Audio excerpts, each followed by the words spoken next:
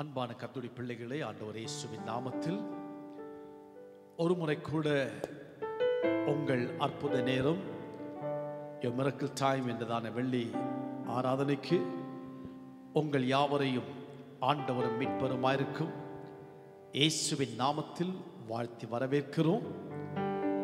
கர்த்தர் ஒவ்வொரு நாளும் நம்மை அதிசயமாய் நடத்தி வருகிறார். நம்முடைய வாழ்க்கையே ஒரு அற்புதம் என்று சொல்ல முடியும். பலவிதமான பிரச்சனைகளும் போராட்டங்களும் குழப்பங்களும் நிரம்பின உலகத்தில் நாம் ஒவ்வொரு நாளும் ஜீவனோடு எழுந்திருக்கிறோம் என்பது ஒரு பெரிய அற்புதமாகும். ஆம், இந்த மாலை வேளையும் ஆராதனைக்காக நம்மை ஆயத்தப்படுத்திக் கொள்ளுவோம். கர்த்தருடைய பரிசுத்த சமூகத்தில் நாம் அவரை ஆராதித்து மகிமைப்படுத்தி அவருடைய வசனத்தை கேட்டு நம்முடைய உள்ளான மனுஷன் பலப்படும்படிக்காக ஆண்டவருக்கு நேராக நமது கண்களை உயர்த்துவோம். அனைவரும் கண்களை மூடி செபிப்போமாக. அன்பின் பரலோக பிதாவே, இந்த நல்ல மாலை வேளைக்காக நன்றி. ஆண்டவர் எவ்வளவு நல்லவர் என்பதை எங்களது வாழ்க்கையில் ருசிக்க தந்த மாபெரும் கிருபைக்காக ஸ்தோத்திரம். சிங்க குட்டிகள் தாழ்ச்சியடைந்து பட்டினியாய் கிடந்தாலும் கர்த்தரை தேடுகிறவர்களுக்கு ஒரு நன்மையும் குறைவுபடாது என்பது எங்கள் வாழ்க்கையின் அனுபவமாக இருப்பதால் உள்ளத்திலிருந்து நமக்கு நன்றி கூறுகிறோம் சுவாமி. ஆண்டவரே, நீ செய்த உபகாரங்கள் நன்மைகள் எல்லாம் நினைக்கும் போது எவ்வளவு நன்றி சொன்னாலும் போதாது சுவாமி. இந்த மாலை கூட இந்த வெள்ளிக்கிழமை ஆராதனையில் நன்றியோடு மண்டை வருகிறோம் அப்பா. எங்கள் பாடல்கள் ஒவ்வொரு வார்த்தைகளும் ஆண்டவருக்கு மகிமையா இருக்கட்டும். வசனம் உமது நாமத்துக்கு மகிமையும் ஜனங்களுக்கு விடுதலையுமா இருக்கட்டும் ஐயா. எங்கள் ஜெபங்களையும் கூட ஏற்றுக்கொண்டு இம்மாலை யாரெல்லாம் அற்புதம் எதிர்பார்த்திருக்கிறார்களோ, விடுதலை எதிர்பார்க்கிறார்களோ, அப்படி விருப்பத்துக்கு ஏற்றார் போல கர்த்தர் அற்புதம் செய்வீராக. உமது கரத்தில் எங்கள் அனைவரையும் ஒப்பு கொடுக்கிறோம். ஆட்கொண்டு வழிநடத்தும் சுவாமி, இயேசுவின் நாமத்தில் ஜெபிக்கிறோம். ஆமென், ஆமென், ஹல்லேலூயா.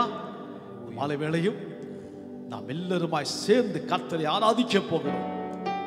நாங்கள் ஒரு சிறு குழுவாக இவ்வாறு நடத்தினாலும் நீங்கள் இருக்கும் இடங்களில் ஆண்டவருடைய பிரசன்னத்தை உணர்ந்து அவருக்கு நேர்த்தியான ஆராதனை கொடுத்து அவரை மகிமைப்படுத்துவோம். ஆண்டவர் நம்மை ஆசீர்வதிப்பாராக. ஆமென், ஹல்லேலூயா. ஆண்டவருடைய சமூகத்தில் ஒரு பிரசன்னம் இருக்கும். எல்லா இடங்களிலும் ஆண்டவர் நம்முடைய துக்கத்தை எல்லாம் அவர் சந்தோஷமாய் மாற்றுகிற ஆண்டவராய் இருக்கிறார். ஹல்லேலூயா.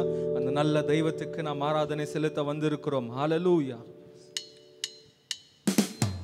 உங்கள் துக்கம் சந்தோஷமாய் மாறும். உங்களுடைய கவலைகள், கண்ணீர் எல்லாமே மாறிவிடும். ஆண்டவர் நம்மோடு கூட இருக்கும்பொழுது நம்முடைய துக்கம் சந்தோஷமாய் மாறும். நம்முடைய கவலை, கண்ணீர் எல்லாமே மாறும். உங்கள் துக்கம் சந்தோஷமாய் மாறும். உங்கள் கவலைகள், கண்ணீர் எல்லாம் மறைந்துவிடும். உங்கள் துக்கம் சந்தோஷமாய் மாறும். உங்கள் கவலைகள், கண்ணீர் எல்லாம் மறைந்துவிடும்.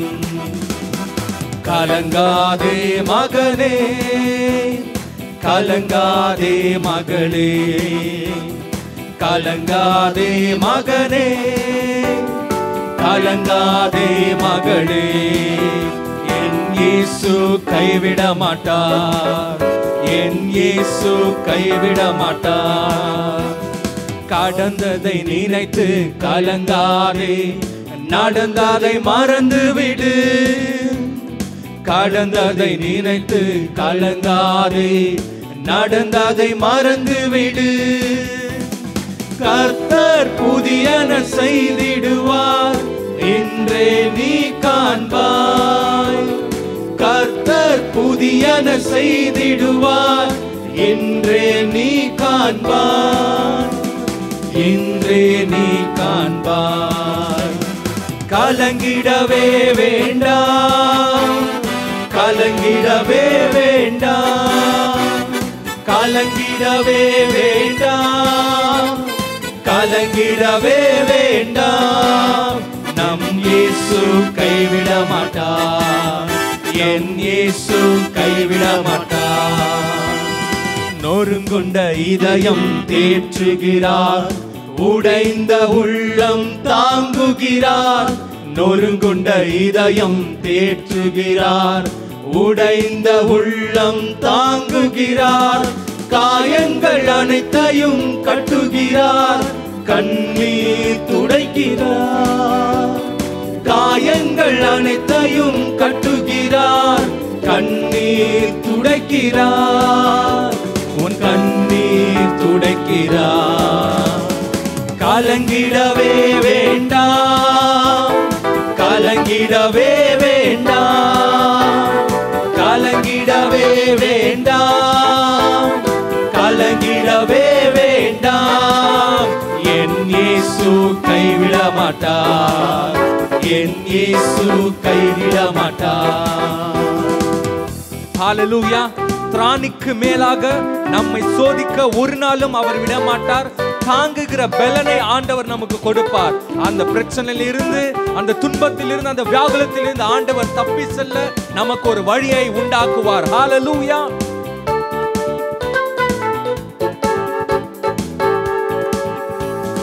திராணிக்கு மேலாக சோதிக்கப்பட ஒரு நாளும் விடமாட்டார்.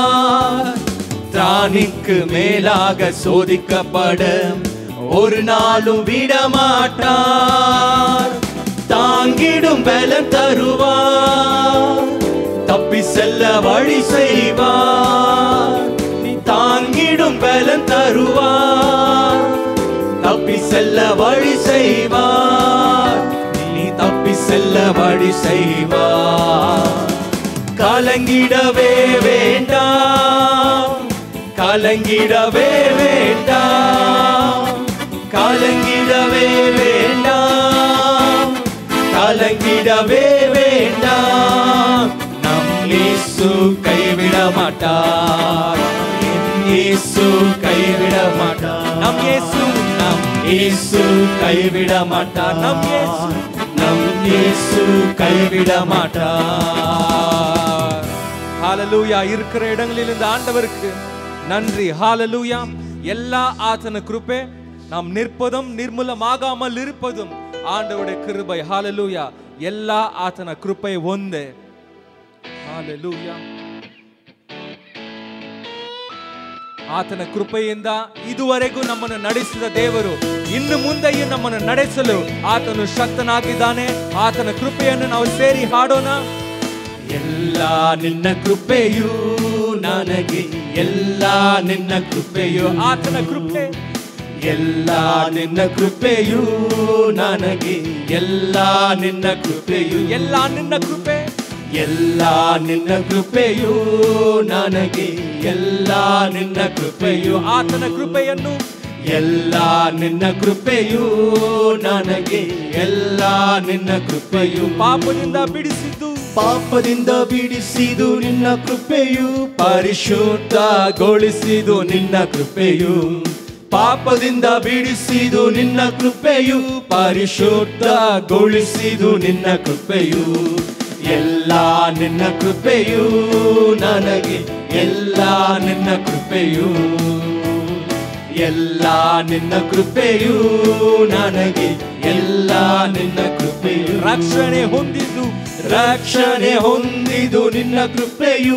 ಸತ್ಯ ಮಾರ್ಗವ ಅರಿತದು ನಿನ್ನ ಕೃಪೆಯು, ರಕ್ಷಣೆ ಹೊಂದಿದು ನಿನ್ನ ಕೃಪೆಯು, ಸತ್ಯ ಮಾರ್ಗವ ಅರಿತದು ನಿನ್ನ ಕೃಪೆಯು, ಎಲ್ಲ ನಿನ್ನ ಕೃಪೆಯು ನನಗೆ, ಎಲ್ಲ ನಿನ್ನ ಕೃಪೆಯು, ಆತನ ಕೃಪೆ ಒಂದೇ, ಎಲ್ಲ ನಿನ್ನ ಕೃಪೆಯು ನನಗೆ, ಎಲ್ಲ ನಿನ್ನ ಕೃಪೆಯು, ಎಲ್ಲ ನಿನ್ನ ಕೃಪೆ, ಎಲ್ಲ ನಿನ್ನ ಕೃಪೆಯು ನನಗೆ, ಎಲ್ಲ ನಿನ್ನ ಕೃಪೆಯು, ನಿನ್ನ ಕೃಪೆ, ಎಲ್ಲ ನಿನ್ನ ಕೃಪೆಯು ನನಗೆ, ಎಲ್ಲ ನಿನ್ನ ಕೃಪೆಯು.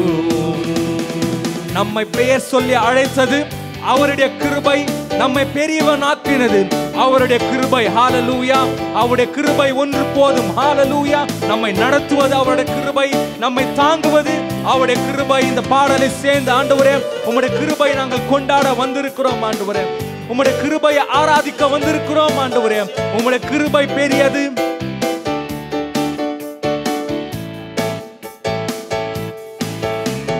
பேர் சொல்லி அழைத்தது உங்க கிருபை, பெரியவனாக்கியது உங்க கிருபை. பேர் சொல்லி அழைத்தது உங்க கிருபை, பெரியவனாக்கியது உங்க கிருபை. கிருபை கிருபை கிருபை கிருபை கிருபை கிருபை கிருபை கிருபை. கிருபையால் கிருபையால் நிலை நிற்கின்றோம், உம் கிருபையால் நிலை நிற்கின்றோம். அவன் கிருபையால் கிருபையால் நிலை நிற்கின்றோம், உம் கிருபையால் நிலை நிற்கின்றோம். கிருபை கிருபை கிருபை கிருபை கிருபை கிருபை கிருபை கிருபை கிருபை. நீதிமானாய் நீதிமானாய் மாற்றியது உங்க கிருபை, நித்தியத்தில் சேர்ப்பது உங்க கிருபை. நீதிமானாய் மாற்றியது உங்க கிருபை, நித்தியத்தில் சேர்ப்பது உங்க கிருபை. கிருபை கிருபை கிருபை கிருபை கிருபை கிருபை கிருபை கிருபை. கிருபையாலே கிருபையால் நிலை நிற்கின்றோம், உம் கிருபையால் நிலை நிற்கின்றோம். கிருபையால் நிலை நிற்கின்றோம், உம் கிருபையால் நிலை நிற்கின்றோம். கட்டுகளை நீக்கியது கட்டுகளை நீக்கியது உங்க கிருபை, காயங்களை கட்டியது உங்க கிருபை. கட்டுகளை நீக்கியது உங்க கிருபை, என் காயங்களை கட்டியது உங்க கிருபை. கிருபை கிருபை கிருபை கிருபை. நல்ல கிருபையே கிருபை கிருபை கிருபை கிருபை கிருபை கிருபை கிருபை கிருபை கிருபை கிருபை கிருபை கிருபை கிருபை கிருபை. அந்த நல்ல கிருபையை நாம் சேர்ந்து ஆராதிக்கலாமா? ஆண்டவரே உம் கிருபைக்காய் நன்றி, உம்முடைய கிருபைக்காய் நன்றி, எங்களை தாங்குகிற கிருபைக்காய் நன்றி, எங்களை வழி நடத்துகிற உம்முடைய கிருபைக்காய் நன்றி ஆண்டவரே. ஹalleluya. உம்முடைய கிருபைக்காய் நன்றி செலுத்துகிறோம் ஆண்டவரே. உம் கிருபை பெரியது, உம் கிருபை மேலானது, உம் கிருபை பெரியது ஆண்டவரே. அந்த கிருபைக்காய் நன்றி, அந்த கிருபைக்காய் நன்றி. விலையேற பெற்ற அவருடைய ரத்தத்தை கொண்டு நம்மை மீட்ட ஆண்டவருக்கு ஒரு ஆராதனை. உம்மை ஆராதனை செய்கிறோம் ஆண்டவரே. துதிக்கும் கனத்திற்கும் பாத்திரராய் இருக்கிற எங்கள் ஆண்டவரே, உம்மை ஆராதிக்க வந்திருக்கிறோம் ஆண்டவரே. நீர் பெரியவர். ஹalleluya ஹalleluya. அழிந்து போகிற வெள்ளினாலும் அல்ல, பொன்னினாலும் அல்ல, விலையேற பெற்ற அவர் ரத்தத்தினாலே நம்மை மீட்டு கொண்டார் ஆண்டவர். அவருக்கு ஆராதனை. உமக்கு ஆராதனை.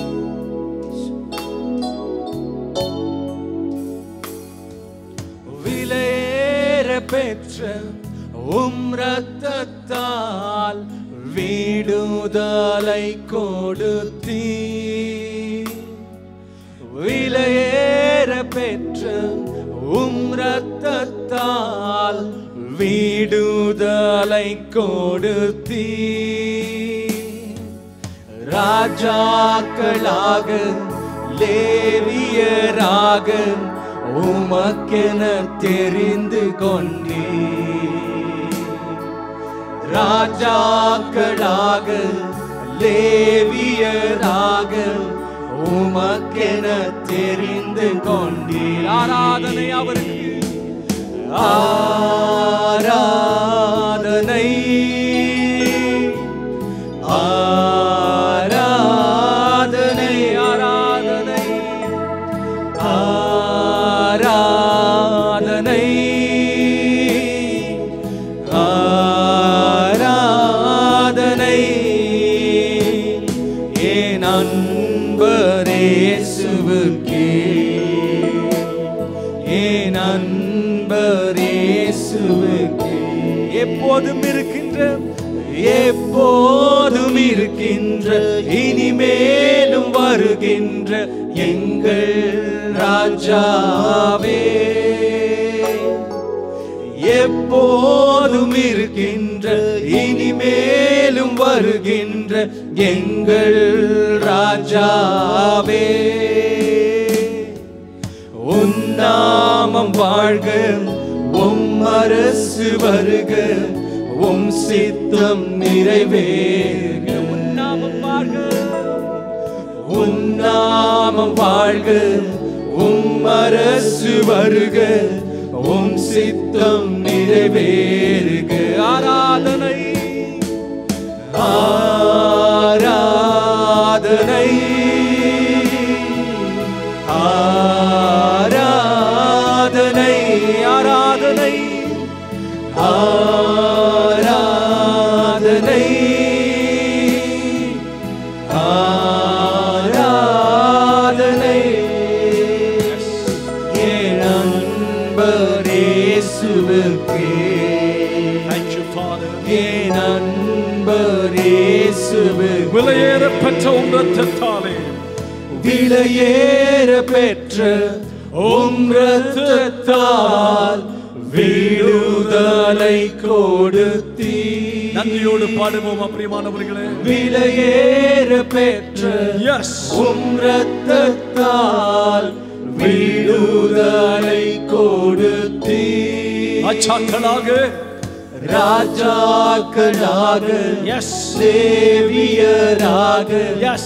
உமக்கென தெரிந்து கொண்டீர். நன்றியோடு சொல்லுவோம் ராஜாக்களாக, ராஜாக்களாக Oh, we worship you. லேவியராக We worship you, Lord. உமக்கென Yes. தெரிந்து ஒருமித்து பாடுவோம். ஆராதனை பரிசுத்த கரங்களை உயர்த்திக் கொண்டு ஆராதனை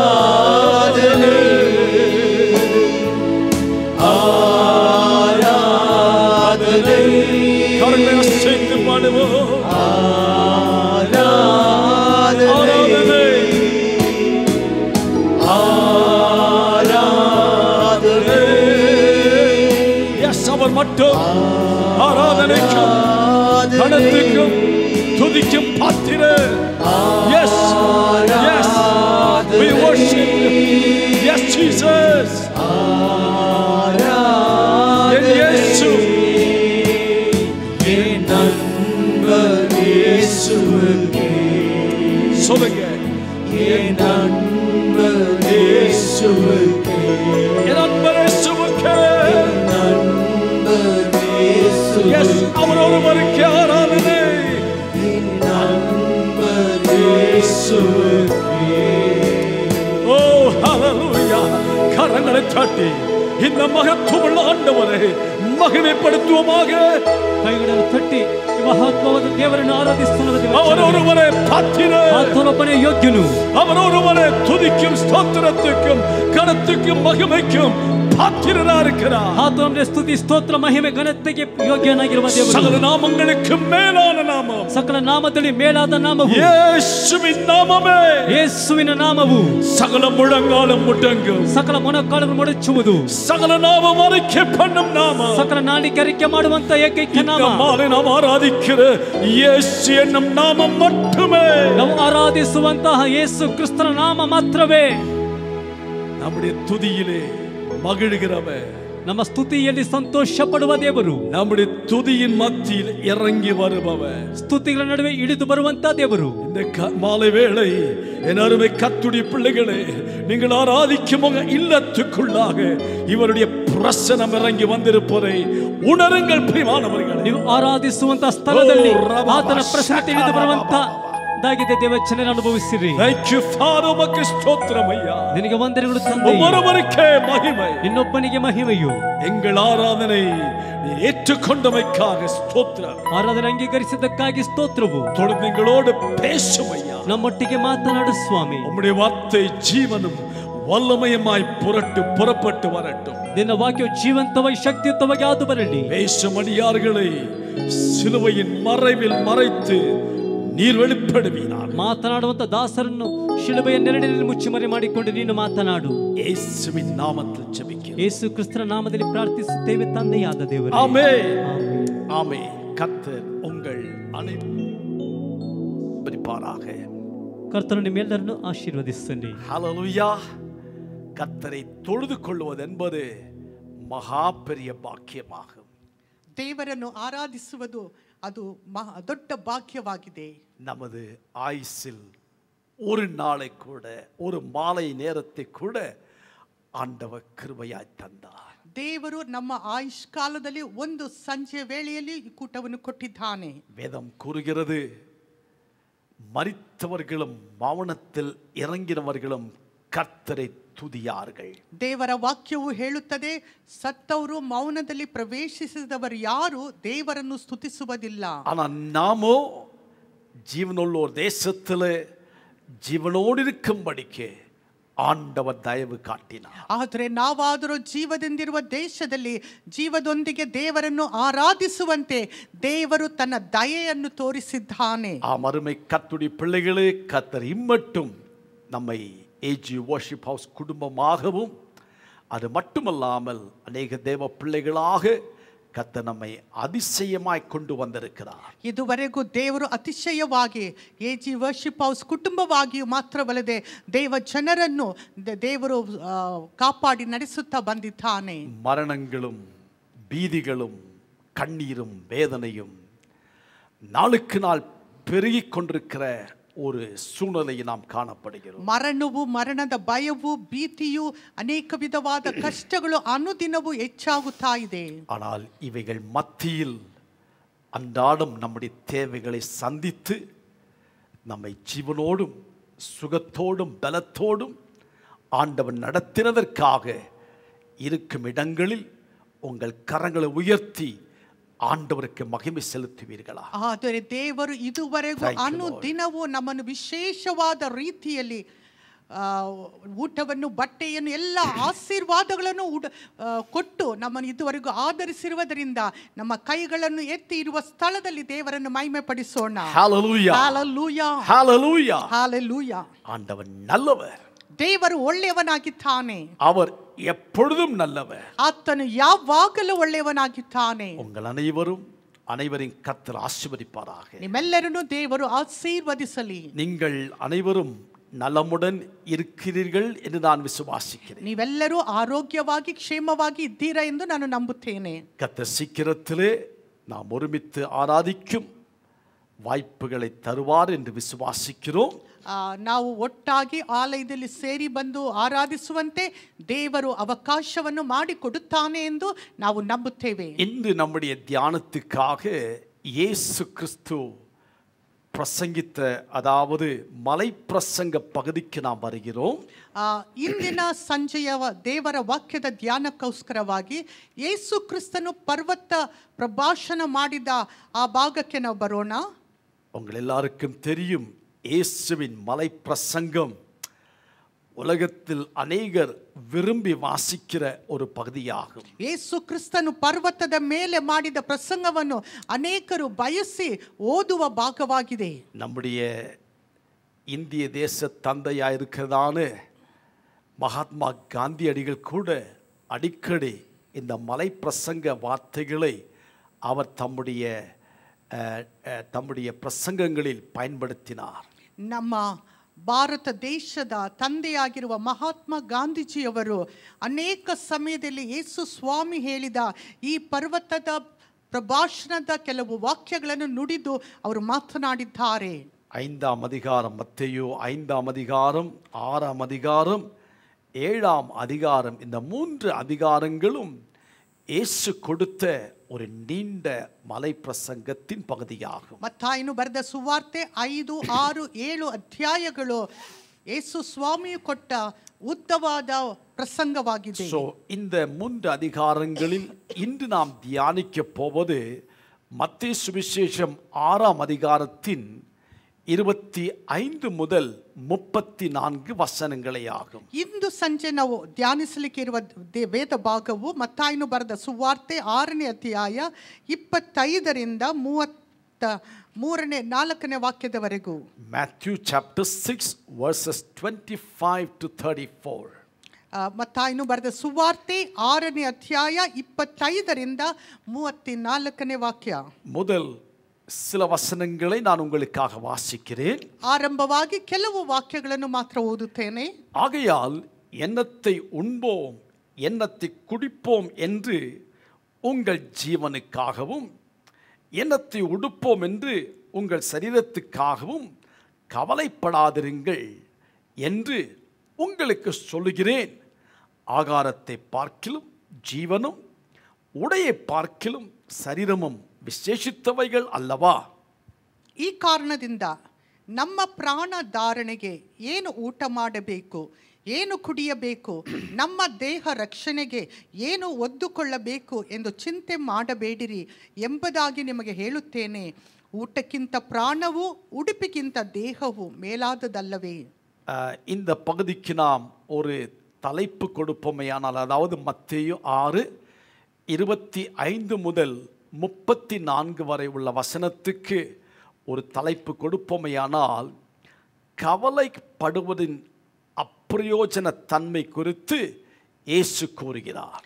ಮತ್ತಾಯನು ಬರೆದ ಸುವಾರ್ತೆ 6ನೇ ಅಧ್ಯಾಯ 25ರಿಂದ 34ನೇ ವಾಕ್ಯದಲ್ಲಿ ನಾವು ನೋಡುವಾಗ ಅದಕ್ಕೆ ಒಂದು ಶಿರೋನಾಮ ಕೊಡುವುದಾದರೆ ಯೇಸು ಕ್ರಿಸ್ತನು ಚಿಂತೆ ಮಾಡುವುದರ ವ್ಯರ್ಥವಾದ ಕಾರ್ಯಗಳು ಎಂದು ನಾವು ಹೇಳಬಹುದು.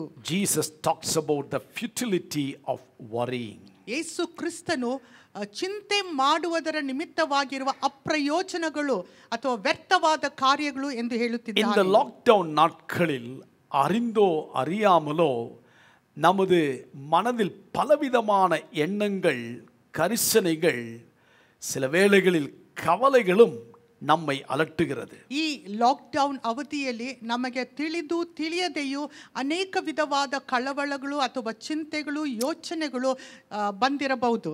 பல நேரங்களில் நம்முடைய பிள்ளைகளின் தேவைகள், குடும்ப தேவைகள், மேலும் வருங்காலம் எல்லாவற்றையும் குறித்து நாம் யோசிக்கிறோம். ಅನೇಕ ಸಮಯದಲ್ಲಿ ನಮ್ಮ ಮಕ್ಕಳ ಕುರಿತಾದ ಅಗತ್ಯಗಳು, ನಮ್ಮ ಕುಟುಂಬದ ಅಗತ್ಯಗಳು ಮಾತ್ರವಲ್ಲದೆ ಭವಿಷ್ಯದ ಕುರಿತಾದ ಅಗತ್ಯಗಳ ಕುರಿತಾಗಿ ನಾವು ಯೋಚಿಸುತ್ತೇವೆ. சில வேளைகளில் யோசிப்பது மட்டுமின்றி கவலையும் பட ஆரம்பிக்கிறோம். ಕೆಲವು ಸಮಯದಲ್ಲಿ ಯೋಚಿಸುವುದು ಮಾತ್ರವಲ್ಲ, ಚಿಂತೆ ಮಾಡುತ್ತೇವೆ. ஆனால் இப்பகுதியில் இயேசு கூறுவது என்னவென்றால், கவலைப்பட வேண்டாம் என்றார். ಆದರೆ ಯೇಸು ಕ್ರಿಸ್ತನು ಈ ಭಾಗದಲ್ಲಿ ಹೇಳುವುದು ಏನೆಂದರೆ, ಚಿಂತೆ ಮಾಡಬೇಡಿರಿ. ஆனால் குடும்பத்துக்காக, பிள்ளைகளுக்காக திட்டமிடுதல் அல்லது சில சேமிப்புகள் செய்தல் தவறு என்று இயேசு கூறவில்லை. ಆದರೆ ಕುಟುಂಬಕ್ಕೋಸ್ಕರವಾಗಿ, ಮಕ್ಕಳಿಗೋಸ್ಕರವಾಗಿ ಕೆಲವು ಕಾರ್ಯಗಳನ್ನು ಯೋಚಿಸುವುದು, ಶೇಖರಿಸುವುದು ಅದು ತಪ್ಪು ಎಂದು ಯೇಸು ಸ್ವಾಮಿ ಹೇಳುತ್ತಾ ಇಲ್ಲ. கவனித்தீர்களா? ಗಮನಿಸಿದ್ದೀರಾ? கவலைப்படக்கூடாது, ಚಿಂತೆ ಮಾಡಬಾರದು. ஆனால் நம்முடைய பிள்ளைகள், அவருடைய வருங்கால விஷயங்களை குறித்து நாம் நேர்த்தியாய் திட்டமிட்டு அந்த பிள்ளைகளுக்காக சில சேமிப்புகள் சேகரித்து வைப்பதில் அது தவறு என்று இயேசு கூறவில்லை. ಆದರೆ ಮಕ್ಕಳ ಭವಿಷ್ಯಕ್ಕೋಸ್ಕರವಾಗಿ ಕೆಲವು ಯೋಜನೆಗಳನ್ನು ಕೈಕೊಳ್ಳುವುದು ಅದು ತಪ್ಪು ಎಂದು ಯೇಸು ಸ್ವಾಮಿಯು ಹೇಳಲಿಲ್ಲ.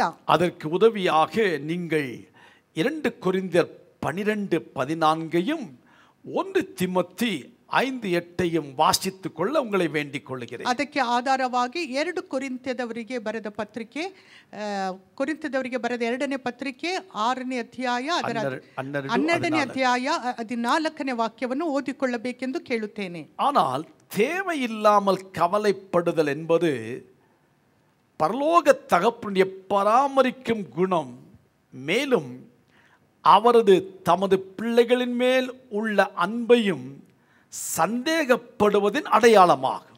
ಅಗತ್ಯವಿಲ್ಲದೆ ವ್ಯರ್ಥವಾಗಿ ಚಿಂತೆ ಮಾಡುವ ಕಾರ್ಯವು ತಂದೆಯಾದ ದೇವರು ನಮಗೋಸ್ಕರವಾಗಿ ಪರಿಪಾಲಿಸುವ ಆತನು ಮಾಡುವ ಎಲ್ಲ ಕಾಪಾಡುವಿಕೆಯನ್ನು ಸಂದೇಹ ಪಡುವಂತದ್ದಾಗಿದೆ. புரிந்துகொண்டீர்களா பிரியமானவர்களே? ಅರ್ಥ ಮಾಡಿಕೊಂಡಿದ್ದೀರಾ ಪ್ರಿಯವಾದವರೇ? ஒருமுறை கூட சொல்கிறேன், ಮತ್ತೊಮ್ಮೆ ಹೇಳುತ್ತೇನೆ, தேவையில்லாமல் கவலைப்படுவது என்பது, ವ್ಯರ್ಥವಾಗಿ ಚಿಂತೆ ಮಾಡುವುದು ಎಂಬುದು பரலோக தகப்பனுடைய பராமரிக்கும் குணம், மேலும் அவரது தமது பிள்ளைகளின் மேல் உள்ள அன்பையும் ಸಂದೇಹಪಡುವುದಿನ ಅಡೆಯಾಳಮಾகும். ಪರಲೋಕದಲ್ಲಿರುವ ತಂದೆಯಾದ ದೇವರು ತನ್ನ ಮಕ್ಕಳಿಗೋಸ್ಕರವಾಗಿ ಪರಾಮರಿಸುವುದು ಮಾತ್ರವಲ್ಲದೆ ಆತನ ಪ್ರೀತಿಯ ಕುರಿತಾಗಿ ಸಂದೇಹ ಪಡುವುದಾಗಿದೆ. நான் அடிக்கடி ஆலயத்தில் சொல்லுகிற வண்ணம், சில ஆட்கள் கவலைப்பட ஒன்றுமில்லையே என்று சொல்லி கூட கவலைப்படுவார்கள். ಅನೇಕ ಸಮಯದಲ್ಲಿ ನಾನು ಆಲಯದಲ್ಲಿ ಹೇಳಿದಂತೆಯೇ ಕೆಲವು ಜನರು ಯಾವ ಚಿಂತೆ ಮಾಡಲಿಕ್ಕೆ ಕಾರಣವಿಲ್ಲವೆಂದೇ ಚಿಂತೆ ಮಾಡುತ್ತಾರೆ. சரி, இப்போ விஷயத்துக்கு வருவோம். ನಾವು ವಿಷಯಕ್ಕೆ ಬರೋಣ. எவைகளை குறித்தெல்லாம் கவலைப்படக்கூடாது என்று இயேசு கூறுகிறார். ಯಾವುದರ ಕುರಿತಾಗಿ ನಾವು ಚಿಂತೆ ಮಾಡಬಾರದು ಎಂದು ಯೇಸು ಸ್ವಾಮಿ நாம் வாசித்த 25ஆம் வசனத்துக்கு மீண்டும் வருகையில், ನಾವು ಓದಿದ ಅದೇ ಭಾಗಕ್ಕೆ 25ನೇ ವಾಕ್ಯಕ್ಕೆ ಬರುವಾಗ, ஆகையால் எண்ணத்தை உண்போம் எண்ணத்தை குடிப்போம் என்று உங்கள் ஜீவனுக்காகவும் எண்ணத்தை உடுப்போம் என்று உங்கள் சரீரத்துக்காகவும் கவலைப்படாதிருங்கள் என்று உங்களுக்கு சொல்லுகிறேன். ನಮ್ಮ ಪ್ರಾಣ ಧಾರಣೆಗೆ ಏನು ಊಟ ಮಾಡಬೇಕು, ಏನು ಕುಡಿಯಬೇಕು, ನಮ್ಮ ದೇಹ ರಕ್ಷಣೆಗೆ ಏನು ಒದ್ದುಕೊಳ್ಳಬೇಕು ಎಂದು ಚಿಂತೆ ಮಾಡಬೇಡಿರಿ. ஆகாரத்தை பார்க்கிலும் ஜீவனும் உடைய பார்க்கிலும் சரீரமும் ವಿಶೇಷಿತவைகள் அல்லவா ಎಂದು ಯೇಸು ಕೇಳ್கிறார். ಊಟಕ್ಕಿಂತ ಪ್ರಾಣವು, ಉಡುಪಿಗಿಂತ ದೇಹವು ಮೇಲಾದದಲ್ಲವೇ ಎಂದು ಯೇಸು ಸ್ವಾಮಿಯು ಕೇಳುತ್ತಾ ಇದ್ದಾನೆ. தொடர்ந்து இந்த கவலைப்படாமல் இருப்பதற்காக ஒரு சில ಉದಾಹರಣத்தை ಕೂಡ ಯೇಸು ನಮಗೆ எடுத்து கூறுகிறார். ಮಾತ್ರವಲ್ಲದೆ ಕೆಲವು ಕಾರ್ಯಗಳಲ್ಲಿ ಚಿಂತೆ ಮಾಡಬಾರದೆಂದು ಯೇಸು ಸ್ವಾಮಿಯು ಕೆಲವು ಉದಾಹರಣೆಗಳನ್ನು ಹೇಳುತ್ತಾ ಇದ್ದಾನೆ. ஆண்டவர் அவர் பேசிக்கொண்டிருக்கும் போது அன்றைக்கு மேலே கூரை ஒன்றும் இருக்கல, இப்படி பார்த்து ஆகாயத்து பட்சிகளை கவனித்து பாருங்கள் என்று சொல்லுகிறார். ಅಂದು ಯೇಸು ಸ್ವಾಮಿಯು ಮಾತನಾಡುವಾಗ ಮೇಲಂತಸ್ತೇನು ಇರಲಿಲ್ಲ, ಆದರೆ ಅವರಿಗೆ ಭಾಷಣ ಮಾಡುತ್ತಾ ಇರುವಾಗ ಪರಲೋಕದ ಕಡೆಗೆ, ಆಕಾಶದ ಕಡೆಗೆ ನೋಡಿ ಆತನು ಹೇಳುತ್ತಾ ಇದ್ದಾನೆ, ஆகாசದಲ್ಲಿ ஆராடுವ அக்கிಗಳನ್ನು ನೋಡಿರಿ.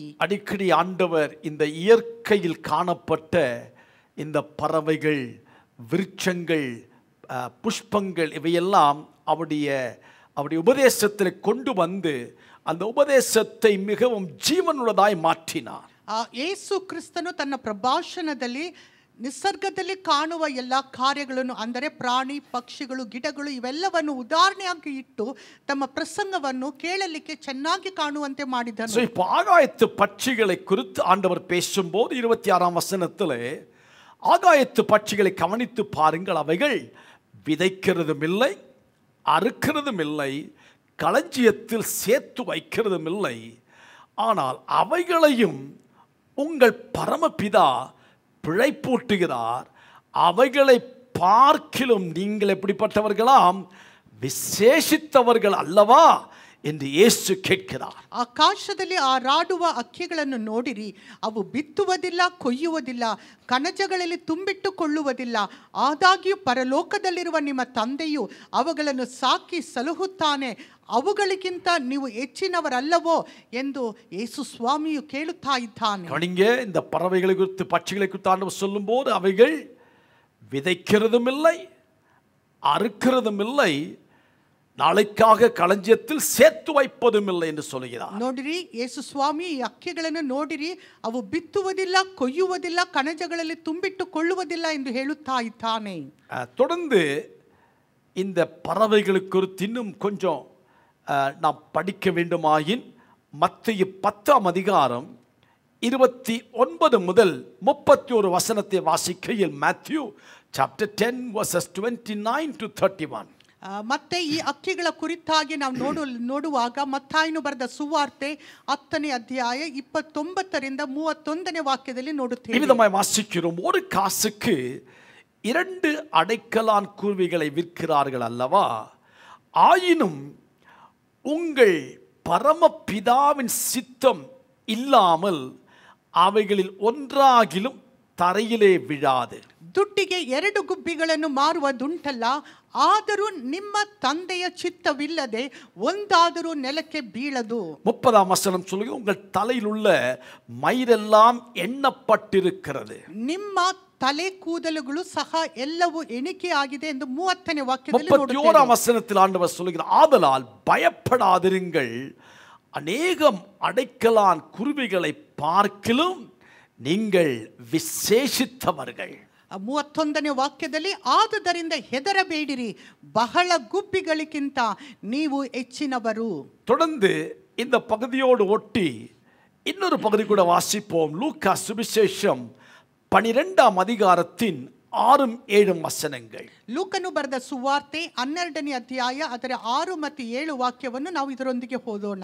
2 காசுக்கு 5 அடைக்கலான் குருவிகளை விற்கிறார்கள் அல்லவா? அவைகளில் ஒன்றாகிலும் தேவனால் மறக்கப்படுவதில்லை. 5 ಗುಬ್ಬಿಗಳನ್ನು 2 ದುಡ್ಡಿಗೆ ಮಾರುತ್ತಾರಲ್ಲ, ಆದಾಗ್ಯೂ ಅವುಗಳಲ್ಲಿ ಒಂದಾದರೂ ದೇವರಿಗೆ ಮರೆತು ಹೋಗುವುದಿಲ್ಲ. பாருங்க, இப்போ கொஞ்சம் கணக்கு விஷயமாய் கடந்து வருவோம். ಈಗ ಕೆಲವು ಗಣಿಕೆ ಕುರಿತಾಗಿ ನಾವು ಬರೋಣ. மத்தேயு 10:29 பார்க்கையில் ஒரு காசுக்கு 2 அடைக்கலான் குருவிகள். ಮತ್ತಾಯನು ಬರೆದ ಸುವಾರ್ತೆ 10:29ರಲ್ಲಿ ನೋಡುವಾಗ 1 ದುಡ್ಡಿಗೆ 2 ಗುಬ್ಬಿಗಳು. அப்படி என்றால் லூக்கா சுவிசேஷத்தில் 2 காசுக்கு 4 அடைக்கலான் குருவிகள் தான் கணக்கின் பிரகாரம் இருக்க வேண்டும். ಹಾಗಾದರೆ ಲೂಕನು ಬರೆದ ಸುವಾರ್ತೆ 12ನೇ ಅಧ್ಯಾಯ 6ನೇ ವಾಕ್ಯದಲ್ಲಿ ನೋಡುವಾಗ 2 ದುಡ್ಡಿಗೆ 4 ಗುಬ್ಬಿಗಳು ಲೆಕ್ಕದ ಪ್ರಕಾರವಾಗಿ ನೋಡುತ್ತೇವೆ. லூக்கா 12:6 நாம் வாசித்த வண்ணமாக, ಆದರೆ ಲೂಕ 12:6ರಲ್ಲಿ ನಾವು ಓದಿದಂತೆ 2 காசுக்கு 5 அடைக்கலான் குருவி என்றால் 1 விலையில்லாமல் இலவசமாய் கொடுக்கப்படுகிறது. 2 ದುಡ್ಡಿಗೆ 5 ಗುಬ್ಬಿಗಳು ಎಂದು ಲೆಕ್ಕ ಹಾಕಿ ನೋಡುವಾಗ 1 ಗುಬ್ಬಿ ಅವರು ಉಚಿತವಾಗಿ ಕೊಡುತ್ತಾರೆ. நம்ம ಭಾಷೆயில கொசுறு கொடுக்கிற மாதிரி, ನಮ್ಮ ಭಾಷೆಯಲ್ಲಿ ಹೇಳುವಾಗ ಪುಷ್ಕಾಟೆಯಾಗಿ ಕೊಡುತ್ತಾರೆ. சோ இயேசு கூறுவது என்னவென்றால், ಯೇಸು ಸ್ವಾಮಿ ಏನು ಹೇಳುತ್ತಿದ್ದಾನೆ, இந்த மதிப்பில்லாத அடைக்கலான் குருவிகளில் ஒன்றாகிலும் தேவனால் மறக்கப்படவில்லையாகில், ಅತಿ ಕಡಿಮೆ ಬೆಲೆಯುಳ್ಳ ಯಾವುದೇ ಹೆಚ್ಚಿನ ಬೆಲೆ ಇಲ್ಲದೆ ಇರುವ ಈ ಗುಬ್ಬಿಗಳಿಗೋಸ್ಕರವಾಗಿ ಯೇಸು ಸ್ವಾಮಿ ಈ ರೀತಿಯಾಗಿ ಮಾಡುವುದಾದರೆ, அவைகளை விட தேவனுடைய பார்வையில் எத்தனையோ நிலையில் மதிப்புள்ள நம்மை ஆண்டவர் மறப்பாரோ? ಅಂದರೆ ಇದಕ್ಕೆ ದೇವರು ಇಷ್ಟು ಶ್ರೇಷ್ಠತೆಯನ್ನು ಕೊಡುವುದಾದರೆ ನಮ್ಮ ಕುರಿತಾಗಿ ಆತನು ಇನ್ನೂ ಹೆಚ್ಚಿನ ರೀತಿಯಲ್ಲಿ ನಮ್ಮನ್ನು ಗಮನಿಸುವವನಾಗಿದ್ದಾನೆ, ಆತನು ಮರೆಯುವುದಿಲ್ಲ ಎಂದು ಹೇಳುತ್ತಾನೆ. காலம் ஆண்டவர் மறக்க மாட்டார் என்னும் சத்தியத்தை தான் இயேசு நமக்கு எடுத்துரைப்பது.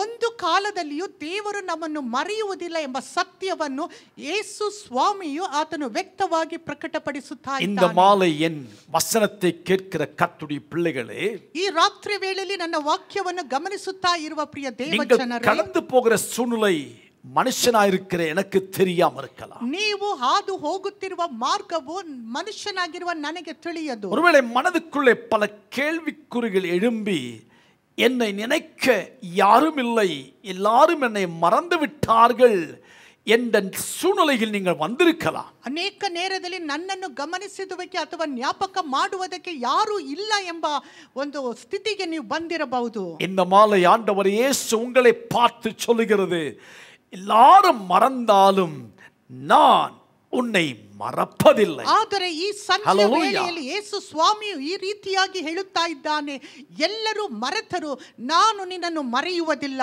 உங்க சூழ்நிலை எப்படிப்பட்டதென்று அவருக்கு நன்றாய் தெரியும். ನಿಮ್ಮ ಸನ್ನಿವೇಶವು ಯಾವ ರೀತಿಯಲ್ಲಿ ಇದೆ ಎಂದು ಆತನಿಗೆ ಮಾತ್ರ ಎಲ್ಲವೂ ಗೊತ್ತಿದೆ. இந்த மாலை ஆண்டவருடைய வசனம் உங்களை தைரியப்படுத்தட்டும் ಈ பிரியமானவர்களே. ಸಂಜೆ ದೇವರ ವಾಕ್ಯವು ನಿಮ್ಮನ್ನು ಧೈರ್ಯಪಡಿಸಲಿ ಪ್ರಿಯವಾದವರೇ. மீண்டும் அதோடு சம்பந்தப்பட்ட 27ஆம் பகுதிக்கு வரும்போது 27ஆம் வசனத்துக்கு வரும்போது ತಿರುಗಿ ನಾವು 27ನೇ ವಾಕ್ಯಕ್ಕೆ ಬರುವಾಗ ನಾವು மத்தேயு 6:27க்கு வரும்போது ಮತ್ತಾಯನು ಬರೆದ ಸುವಾರ್ತೆ 6ನೇ ಅಧ್ಯಾಯ 27ನೇ ವಾಕ್ಯ, கவலைப்படுகிறதுனாலே உங்களில் எவன் தன் சரீர அளவோடு ஒரு முழத்தை கூட்டுவான்? ಚಿಂತೆ ಮಾಡಿ ಮಾಡಿ ಒಂದು ಮುಳ ಉದ್ದ ಬೆಳೆಯುವುದು ನಿಮ್ಮಲ್ಲಿ ಯಾರಿಂದ ಆದೀತು? யோசித்து பாருங்க. ಯೋಚಿಸಿ ನೋಡಿರಿ. நீங்க கவலைப்பட்டு ನೀವು ಚಿಂತೆ ಮಾಡಿ ಮಾಡಿ ஒரு முழமாவது உங்களுடைய ஹைட் கூடி இருக்கா? ನೀವು ಒಂದು ಮೊಳ ಉದ್ದ ಬೆಳೆದಿದ್ದೀರೋ? இதுவரை கவலைப்பட்டு ஒருவரும் தன் சரீர அளவை கூட்டினதில்லை. ಇದುವರೆಗೂ ಚಿಂತೆ ಮಾಡಿ ತಮ್ಮ ಶರೀರದ ಅಳತೆಯನ್ನು ಉದ್ದ ಮಾಡಲಿಲ್ಲ.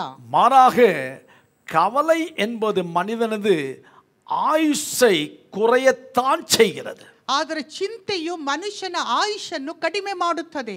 சோ அனாவசியமாய் கவலைப்படாதீர்கள். ಆದುದರಿಂದ ಅನಗತ್ಯವಾಗಿ ಚಿಂತೆ ಮಾಡಬೇಡಿರಿ. தொடர்ந்து மத்தேயு 6:28 முதல் 30 வரையில் வாசிக்கும் போது ತಿರುಗಿ 28ರಿಂದ 30ನೇ ವಾಕ್ಯದವರೆಗೆ ಓದುವಾಗ ஆண்டவர் காட்டு புஷ்பங்களை குறித்து பேசுகிறார்.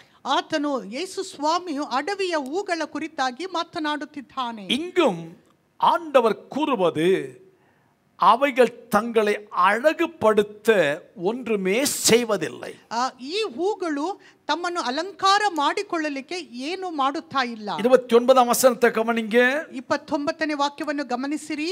என்றாலும் சாலமோன் முதலாய் தன் சர்வ மகிமையிலும் அவைகளில் ஒன்றை போல ஆகிலும் உடுத்தி இருந்ததில்லை என்று உங்களுக்கு சொல்லுகிறேன். ಆದಾಗ್ಯೂ ಈ ಹೂಗಳಲ್ಲಿ ಒಂದಕ್ಕಿರುವಷ್ಟು ಅಲಂಕಾರವು ಅರಸನಾದ ಸೊಲೊಮೋನನಿಗೆ ಸಹ ಅವನು ತನ್ನ ಸಕಲ ವೈಭವದಿಂದಿರುವಾಗಲೂ ಇರಲಿಲ್ಲವೆಂದು ನಿಮಗೆ ಹೇಳುತ್ತೇನೆ. 30ஆம் வசனத்துக்கு வாங்க. 30ನೇ ವಾಕ್ಯಕ್ಕೆ ಬನ್ನಿರಿ. இந்த அழகான காட்டு புஷ்பங்கள் என்பவைகள் இன்றைக்கிருந்து நாளைக்கு அடுப்பிலே போடப்படுபவைகளை குறித்து ஆண்டவர் அதற்கு உடுத்துவிக்கிறார் என்றால், அவைகளை விட நீங்கள் எவ்வளவு விசேஷமானவர்கள், உங்களை அவர் உடுத்துவிப்பது அதிக நிச்சயம் அல்லவா?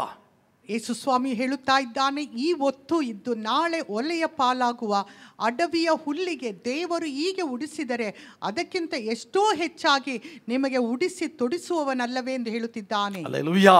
ஹalleluya. என்ன புசிப்போம், என்ன குடிப்போம், என்ன உடுப்போம் என்பதை குறித்து என்ன செய்யக்கூடாதாம்? கவலைப்படக்கூடாது. ಏನು ಊಟ ಮಾಡಬೇಕು, ಏನು ಕುಡಿಯಬೇಕು, ಏನು ಒದ್ದುಕೊಳ್ಳಬೇಕು ಎಂದು ನಾವು ಚಿಂತೆ ಮಾಡಬಾರದು. அவைகளை குறித்து யார் கவலைப்படுகிறார்கள் என்றால், ಅದರ ಕುರಿತಾಗಿ ಯಾರು ಚಿಂತೆ ಮಾಡುತ್ತಾರೆ ಎಂದು ನೋಡುವಾಗ 32ஆம் வசனத்துக்கு வாங்க. 32ನೇ ವಾಕ್ಯಕ್ಕೆ ಬನ್ನಿರಿ. இவைகளை எல்லாம் அஞ்ஞானிகள் நாடி தேடுகிறார்கள். ಇವೆಲ್ಲವುಗಳಿಗಾಗಿ ಅಜ್ಞಾನಿಗಳು ತವಕಪಡುತ್ತಾರೆ.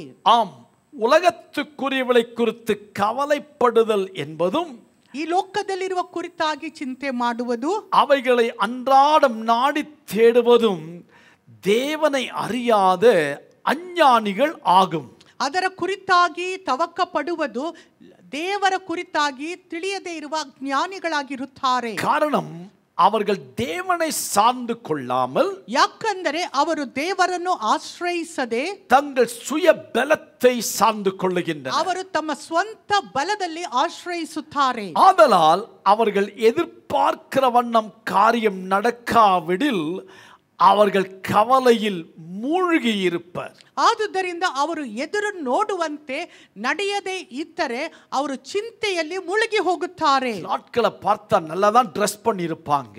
ಕೆಲವು ಜನರನ್ನು ನೋಡುವಾಗ ಚೆನ್ನಾಗಿ ವಸ್ತ್ರವನ್ನು ಧರಿಸಿರುತ್ತಾರೆ. ஆனா முகத்தை பார்த்தா ஏதோ துக்கத்துல கவலையில மூழ்கி இருக்கிற வண்ணம் தெரியும். ಆದರೆ ಮುಖದಲ್ಲಿ ನೋಡುವಾಗ ಅಧಿಕವಾದ ದುಃಖದಲ್ಲಿ ಮುಳುಗಿರುವುದನ್ನು ನೋಡುತ್ತೇವೆ. காரணம் அவர்கள் எதிர்பார்த்த காரியம் நடக்கல.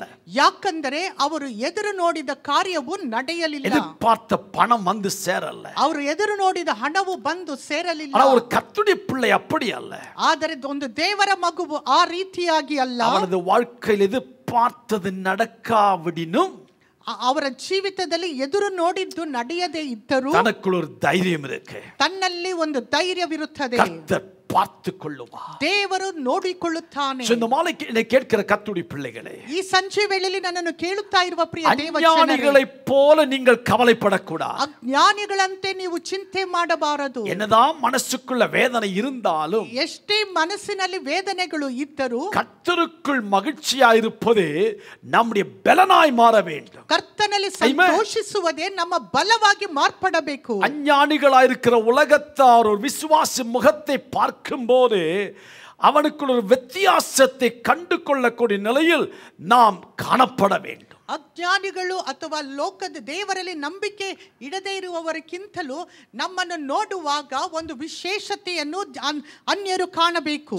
ஆண்டவர் இயேசு மேற்கூறப்பட்டவைகளை குறித்து கவலைப்படுவதற்கு பதிலாக 33ஆம் வசனத்துக்கு வருகிறது. அதாவது மத்தேயு 6:33க்கு வருகையில் என்ன செய்ய வேண்டும் என்று கூறுகிறார். ಯೇಸು ಸ್ವಾಮಿಯು ಮೇಲೆ ಹೇಳಲ್ಪಟ್ಟ ಯಾವುದಕ್ಕೋಸ್ಕರವಾಗಿ ಚಿಂತೆ ಮಾಡಬಾರದು ಎಂದು ಹೇಳಿ ಯಾವುದನ್ನು ಮಾಡಬೇಕು ಎಂದು 33ನೇ ವಾಕ್ಯದಲ್ಲಿ ಆತನು ಹೇಳುತ್ತಾ ಇದ್ದಾನೆ. எல்லாருக்கும் தெரிந்த வசனம் அது. ನಮಗೆಲ್ಲರಿಗೂ ಚಿರಪರಿಚಿತವಾಗಿರುವ ವಾಕ್ಯವಾಗಿದೆ. முதலாவது தேவனுடைய ராஜ்யத்தையும் அவருடைய நீதியையும் தேடுங்கள், அப்பொழுது இவைகள் எல்லாம் உங்களுக்கு கூட கொடுக்கப்படும். ಹೀಗಿರುವುದರಿಂದ ನೀವು ಮೊದಲು ದೇವರ ರಾಜ್ಯಕ್ಕಾಗಿ ನೀತಿಗಾಗಿಯೂ ತವಕ ಪಡಿರಿ, ಇವುಗಳ ಕೂಡ ಅವೆಲ್ಲವೂ ನಿಮಗೆ ದೊರೆಯುವವು. கவனிங்க, முதலாவது தேவனுடைய ராஜ்யத்தையும் அவருடைய நீதியும் தேடுவோமேயானால், ಮೊದಲು ದೇವರ ರಾಜ್ಯಕ್ಕಾಗಿಯೂ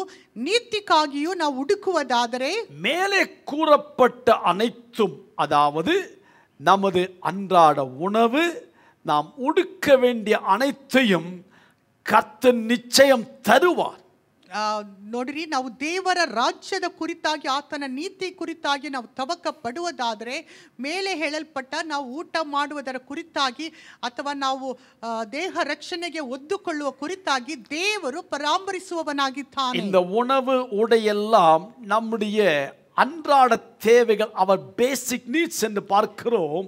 அவைகளை நிச்சயம் கர்த்தர் தருவார். ಇದು ಊಟ, ಉಡುಪು ಇವೆಲ್ಲ ಅದು ಅನುದಿನದ ಅಗತ್ಯಗಳಾಗಿದೆ. ಇದೆಲ್ಲವೂ ದೇವರು ಅನುಗ್ರಹಿಸುವವನಾಗಿದ್ದಾನೆ. தேவனுடைய ராஜ்யம் தேடுதல் என்பது, ದೇವರ ರಾಜ್ಯವನ್ನು ಹುಡುಕುವುದು ಎಂದು ಹೇಳುವಾಗ, எல்லாவற்றுக்கு மேலாக தேவ ராஜ்யத்தை மையமாய் வைத்து ಎಲ್ಲದಕ್ಕಿಂತ ಹೆಚ್ಚಾಗಿ ದೇವರ ರಾಜ್ಯವನ್ನು ಕೇಂದ್ರವಾಗಿ ಇಟ್ಟುಕೊಂಡು அந்த தேவ ராஜ்யத்துக்கு ஏற்றாற்போல நம்முடைய வாழ்க்கை அர்ப்பணித்து ದೇವರ ರಾಜ್ಯಕ್ಕೆ ಯೋಗ್ಯವಾದ ರೀತಿಯಲ್ಲಿ ನಮ್ಮ ಜೀವಿತವನ್ನು ಸಮರ್ಪಿಸಿ மற்ற எல்லாவற்றை விட தேவ ராஜ்யத்தின் சேவைக்கென ஒப்பு கொடுத்தலும் ஆகும். ಬೇರೆ ಎಲ್ಲದಕ್ಕಿಂತಲೂ ದೇವರ ರಾಜ್ಯದ ಸೇವೆಗೋಸ್ಕರವಾಗಿ ಒಪ್ಪಿಸಿ ಕೊಡುವುದಾಗಿದೆ. இரண்டாவது தேவனுடைய நீதி என்று சொல்லும்போது, ದೇವರ ನೀತಿ ಎಂದು ಹೇಳುವಾಗ, தேவனுடைய சித்தத்துக்காக ஒப்பு கொடுக்கையில், ದೇವರ ಚಿತ್ತಕ್ಕೋಸ್ಕರವಾಗಿ ಒಪ್ಪಿಸಿ ಕೊಡುವಾಗ அதன் விளைவாக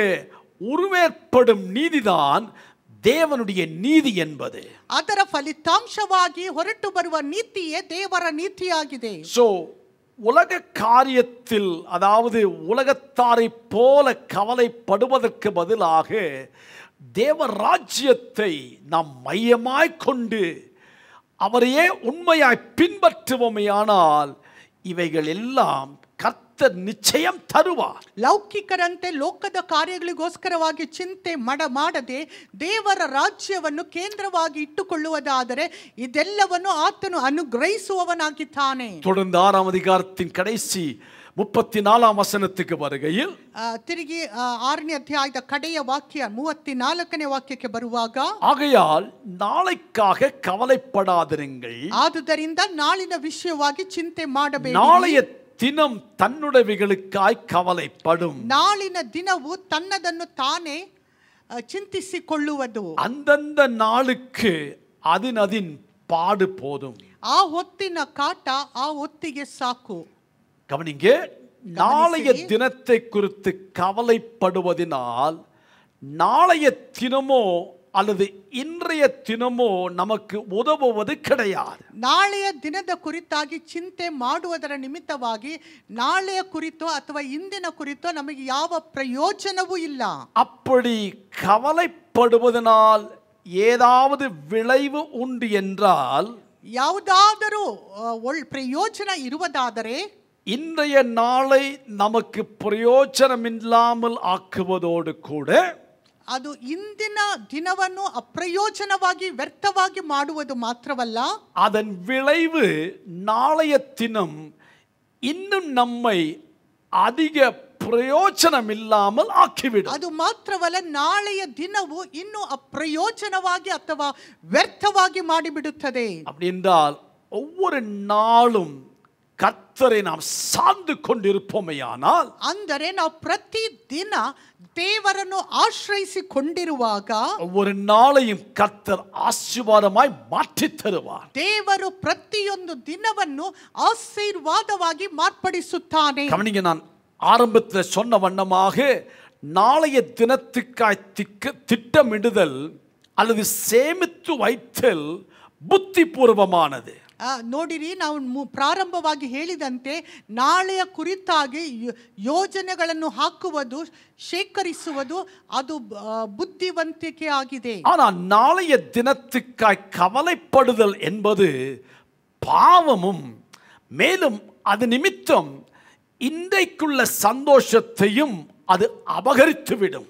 ನಾಳೆಯ ದಿನದ ಕುರಿತಾಗಿರುವ ಚಿಂತೆಯು ಅದು ಪಾಪವಾಗಿರುತ್ತದೆ ಮಾತ್ರವಲ್ಲ, ನಮ್ಮ ಇಂದಿನ ಸಂತೋಷವನ್ನು ಅದು ಕೆಡಿಸುತ್ತದೆ. சோ இந்த 6ஆம் அதிகாரத்தின் 25 முதல் 34 வசனங்களை நாம் வாசித்த பகுதியிலிருந்து 3 முக்கியமான வார்த்தைகள் நாம் கவனிக்க வேண்டும்.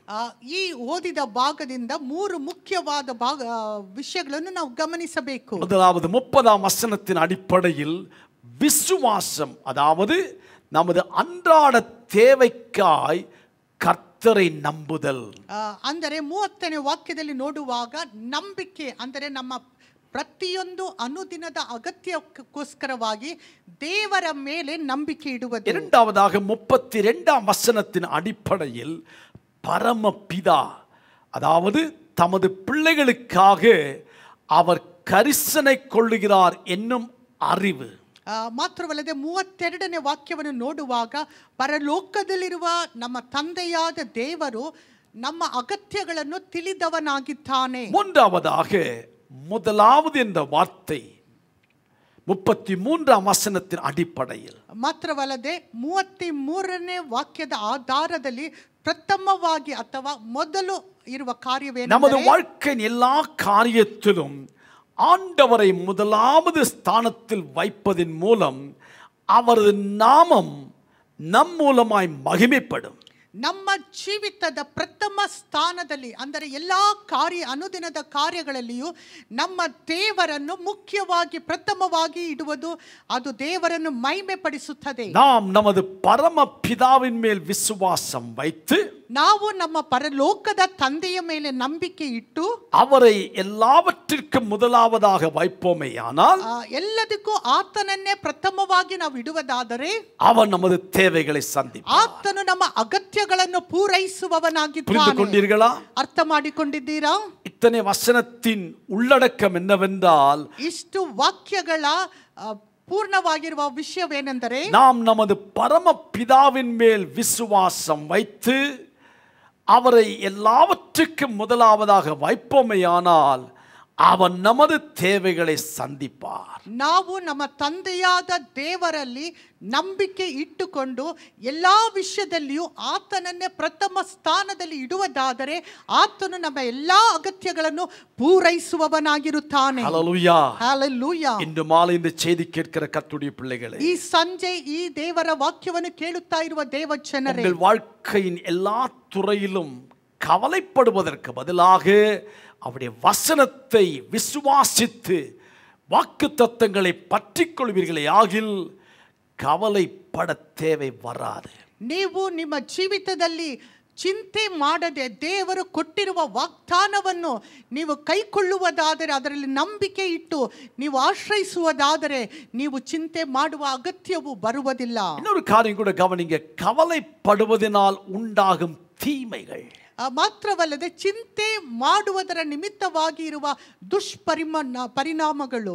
மத்தேயு 13ஆம் அதிகாரத்தின் 22ஆம் வசனத்துக்கு நாம் வருகையில், ಮತ್ತಾಯನು ಬರೆದ ಸುವಾರ್ತೆ 13ನೇ ಅಧ್ಯಾಯ 22ನೇ ವಾಕ್ಯಕ್ಕೆ ಬರುವಾಗ, Matthew chapter 13 verse 22, முள்ளுள்ள இடங்களில் விதைக்கப்பட்டவன் வசனத்தை கேட்கிறவனாய் இருந்தும் உலக கவலையும் ஐஸ்வர்யத்தின் மயக்கமும் வசனத்தை நெருக்கி போடுகிறதுனால் அவனும் பலனற்று போவான்.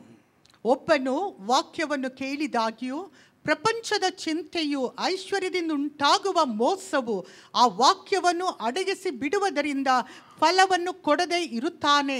ಇವನ್ನೇ ಮುಳ್ಳು ಗಿಡಗಳಲ್ಲಿ ಬೀಜ ಬಿದ್ದ ನೆಲವಾಗಿರುವನು. இவ்விடத்தில் ஆண்டவர் விதைக்கிறவனை குறித்த உவமை சொல்லும்போது சொல்லுகிற வார்த்தையாக நாம் இங்கே வாசித்தது. ಇಲ್ಲಿ ಯೇಸು ಕ್ರಿಸ್ತನು ಬೀಜವನ್ನು ಬಿತ್ತುವ ಸಾಮ್ಯದ ಕುರಿತಾಗಿ ಹೇಳುವುದನ್ನು ಓದಿದ್ದೇವೆ. நம்முடைய வாழ்க்கையில் உலக கவலை, ஐஸ்வர்யத்தின் மயக்கம், அதை நாம் முன்னுக்கு வைப்போமேயானால் அல்லது அப்படி நாம் கவலைப்படுவோமேயானால் நடப்பது என்னவென்றால், கேட்கிற வசனம் நமக்குள்ளே கிரியை செய்யாதபடிக்கு அந்த முள்ளுகள் அதை நெருக்கி போடுகிறது. ನಮ್ಮ ಜೀವಿತದಲ್ಲಿ ಪ್ರಪಂಚದ ಚಿಂತೆಯು ಐಶ್ವರ್ಯದಿಂದ ಉಂಟಾಗುವ ಮೋಸದ ನಿಮಿತ್ತವಾಗಿ ದೇವರ ವಾಕ್ಯವನ್ನು ಕೇಳಿದಾಗ್ಯೂ ಆ ವಾಕ್ಯವನ್ನು ಅಡಗಿಸಿ ಬಿಡುತ್ತದೆ. பலனற்ற வாழ்க்கை நடத்துகிறோம். ನಿಷ್ಪ್ರಯೋಜನವಾದ ಜೀವಿತವನ್ನು ನಡೆಸುತ್ತೇವೆ. அது மட்டுமல்ல, இரண்டாவதாக கவலைப்படுவதனால் உண்டாகும் தீமையில் லூக்கா சுவிசேஷம் 10ஆம் அதிகாரத்தின் 40-41 வசனத்தை நாம் வாசிக்கும் போது, ಲೂಕನು ಬರೆದ ಸುವಾರ್ತೆ 10ನೇ ಅಧ್ಯಾಯ 41-42 ವಾಕ್ಯವನ್ನು ಓದುವಾಗ ಚಿಂತೆ ಮಾಡುವುದರ ನಿಮಿತ್ತವಾಗಿ ಮತ್ತೊಂದು ದುಷ್ಪರಿಣಾಮವನ್ನು ನೋಡುತ್ತೇವೆ. அவ்விடத்தில் மார்த்தாள் மரியாளை குறித்து நாம் வாசிக்கிறோம். ಈ ಭಾಗದಲ್ಲಿ ಮಾರ್ತಳು ಮರಿಯಳ ಕುರಿತಾಗಿ ನಾವು ನೋಡುತ್ತೇವೆ. இயேசு அவர்கள் வீட்டுக்கு வந்திருக்கிறார். ಯೇಸು ಕ್ರಿಸ್ತನು ಅವರ ಮನೆಗೆ ಬಂದಿದ್ದಾನೆ. மார்த்தாள் பற்பல காரியத்தில் அவள் கவலைப்பட்டு கொண்டிருந்தாள். ಮಾರ್ತಳು ಅನೇಕ ವಿಷಯವಾಗಿ ಆಕೆಯು ಚಿಂತೆಯಲ್ಲಿಯೂ ಗಡಿಬಿಡಿಯಲ್ಲಿಯೂ ಇದ್ದಳು. கடைசியில் இயேசுவிடத்தில் வந்து கேட்கிறார், நான் இவ்விடத்தில் வேலை செய்யும்படி என் சகோதரி என்னை விட்டு வந்திருக்கிறதை குறித்து உமக்கு கவலை இல்லையா? ಮಾತ್ರವಲ್ಲದೆ ಮಾರ್ತಳು ಯೇಸು ಸ್ವಾಮಿಯ ಬಳಿಯಲ್ಲಿ ಬಂದು ಕೇಳುತ್ತಾ ಇದ್ದಾಳೆ, ನನ್ನ ತಂಗಿಯು ಸೇವೆಗೆ ನನ್ನೊಬ್ಬಳನ್ನೇ ಬಿಟ್ಟಿದ್ದಾಳೆ, ಇದಕ್ಕೆ ನಿನಗೆ ಚಿಂತೆ ಇಲ್ಲವೋ? அதற்கு மாறுத்தரமாய் இயேசு கூறுவதென்ன? ಅದಕ್ಕೆ ಉತ್ತರವಾಗಿ ಯೇಸು ಸ್ವಾಮಿ ಏನು ಹೇಳುತ್ತಾ ಇದ್ದಾನೆ? மார்த்தாளே, மார்த்தாளே, நீ அநேக காரியங்களை குறித்து கவலைப்பட்டு கலங்குகிறாய். ಮಾರ್ತಳೆ, ಮಾರ್ತಳೆ, ನೀನು ಅನೇಕ ವಿಷಯವಾಗಿ ಚಿಂತೆಯಲ್ಲಿಯೂ ಗಡಿಬಿಡಿಯಲ್ಲಿಯೂ ಸಿಕ್ಕಿಕೊಂಡಿದ್ದಿ. ஆனால் தேவையானது ஒன்றே. ಕೆಲವು ಮಾತ್ರ ಬೇಕಾದದ್ದು ಅಥವಾ ಒಂದೇ. மரியாள் தன்னை விட்டு எடுபடாத நல்ல பங்கை தெரிந்து கொண்டாள். ಮರಿಯಳು ಆ ಉತ್ತಮ ಭಾಗವನ್ನು ಆರಿಸಿಕೊಂಡಿದ್ದಾಳೆ. இந்த வசனத்தின் அடிப்படையில் நாம் கவலைப்படுவதனால் முக்கியமானதை அல்லது பிரதானமானதை நாம் இழந்து விடுகிறோம். ಈ ವಾಕ್ಯದ ಆಧಾರದ ಮೇಲೆ ನಾವು ಚಿಂತೆ ಮಾಡುವುದರ ನಿಮಿತ್ತವಾಗಿ ಪ್ರಥಮವಾದ ಅಥವಾ ಉತ್ತಮ ಭಾಗವನ್ನು ನಾವು ಕಳೆದುಕೊಳ್ಳುತ್ತೇವೆ.